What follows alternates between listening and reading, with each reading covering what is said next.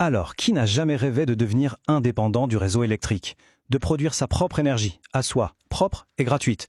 Ça peut paraître un peu complexe au premier abord, mais aujourd'hui on va décortiquer tout ça ensemble, pas à pas. L'idée, c'est de passer du rêve à un vrai projet. C'est parti! Regardez-moi cette image, l'énergie du soleil qui pourrait tout alimenter chez soi, du plus petit appareil au plus gros. La question, elle est toute simple, mais elle change tout. Et si on produisait sa propre électricité? C'est vraiment le point de départ de toute cette aventure. Bon, cette promesse d'autonomie, elle est forcément très séduisante. Mais avant de se jeter dans les plans, les schémas, les calculs, il faut se poser une question essentielle. Pourquoi on veut faire ça? C'est quoi les vraies raisons qui nous poussent à vouloir produire notre propre énergie? Alors, justement, pourquoi être autonome? Est-ce que c'est pour dire adieu à des factures qui n'arrêtent pas d'augmenter? Est-ce que c'est une conviction, un geste pour la planète? Ou est-ce que c'est tout simplement qu'on n'a pas le choix? On va voir ça ensemble. En fait, les motivations sont hyper variées. Il n'y a pas une seule bonne réponse. Pour certains, c'est une pure question pratique. Un site isolé, un chalet en montagne, pas de réseau, pas de questions à se poser. Pour d'autres, c'est un vrai idéal de vie, une recherche d'autosuffisance. Et bien sûr, il a la fibre écolo, l'envie de réduire son impact. Et puis, l'argument qui met tout le monde d'accord, faire des économies. Peu importe la porte d'entrée, le chemin est le même. Très bien. Maintenant que le pourquoi est bien clair, on va s'attaquer au comment. Et pour ça, pas de panique, promis. Il suffit juste de maîtriser quelques petites notions de base. C'est un peu comme apprendre les bases d'une nouvelle langue, la langue de l'énergie. Une fois qu'on a le vocabulaire, tout s'éclaire. Premier mot de vocabulaire, la tension. On la note U et on la mesure en volts. Pour faire simple, on peut imaginer un tuyau d'arrosage. La tension, ce serait la pression de l'eau dans ce tuyau. C'est la force qui va pousser le courant électrique. Deuxième mot-clé, l'intensité, notée I, et mesurée en ampères. Si on reprend notre image du tuyau, et que la tension c'est la pression, eh bien l'intensité c'est le débit, c'est la quantité d'électricité qui passe dans le fil à un moment donné. Et pour finir, on a la puissance, en watts. Ça c'est la capacité de travail de l'électricité. C'est le chiffre qu'on voit partout, sur le micro-ondes, sur l'ordi, et c'est ce chiffre qui va nous être super utile pour dimensionner toute l'installation. Et voilà, la formule magique qui relie tout ça. P égale U fois I. La puissance, c'est la tension multipliée par l'intensité.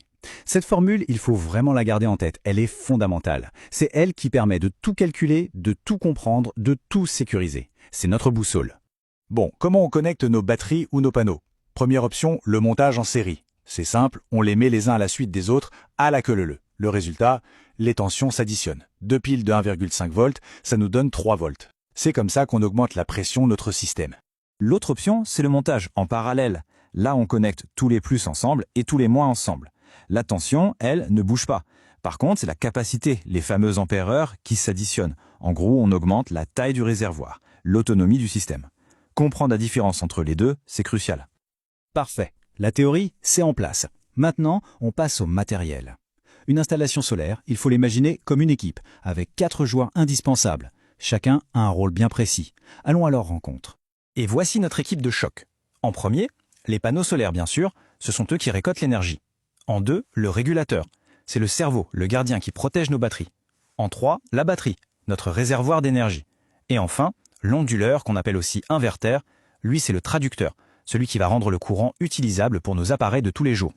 Et ce schéma, il résume tout parfaitement. On voit bien le chemin de l'énergie, elle est captée par le panneau, elle file vers le régulateur qui va gérer la charge de la batterie de manière intelligente et sécurisée. Ensuite, depuis la batterie, le courant peut aller soit vers l'onduleur pour être transformé en 220 volts, soit directement alimenter les appareils en courant continu. C'est une chaîne logique. Côté panneau, on a principalement 3 grandes familles. Le monocristallin, c'est le top du top en rendement, mais c'est aussi le plus cher.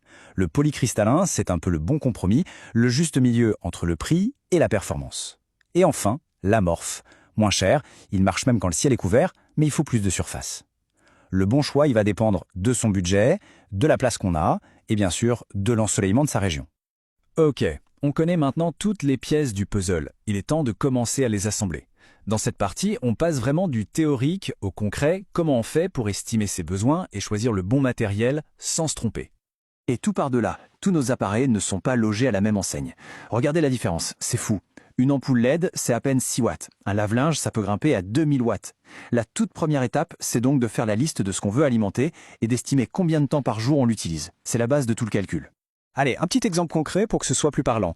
Imaginons qu'on parte sur 4 panneaux de 250 watts chacun. Ça nous fait une belle puissance de 1000 watts. On les branche en série, donc on additionne leur tension, on vérifie juste que le total ne dépasse pas ce que le régulateur peut accepter, et voilà. C'est ce genre de petits calculs simples qui assure que tout le système fonctionne en harmonie et surtout en toute sécurité. On arrive au bout de cette présentation, mais en réalité ce n'est qu'un début. Le plus important maintenant, c'est de faire ce fameux premier pas. J'aimerais finir sur cette phrase, parce que je trouve qu'elle résume bien l'esprit de la démarche. Le savoir n'est rien s'il n'est pas partagé. Se lancer dans un projet solaire, ce n'est pas juste un truc technique dans son coin. C'est souvent rejoindre une communauté, échanger, partager ses galères et ses réussites. C'est comme ça qu'on avance. Alors la question finale, elle est toute simple. Quelle sera la première étape? Est-ce que ce sera de faire cette fameuse liste d'appareils pour calculer ses besoins? Ou peut-être de se renseigner sur le prix d'un petit panneau, juste pour voir?